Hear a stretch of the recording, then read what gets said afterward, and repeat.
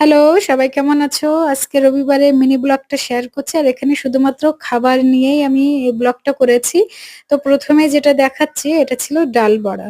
রবিবারের সকালটা শুরু হয়েছিল আমাদের সাউথ ইন্ডিয়ান স্পেশাল খাবার দিয়ে। তো এটা বাইরে থেকে আনিয়ে নিয়েছিলাম ডাল বড়া, এর সাথে ছিল টমেটো রাইস।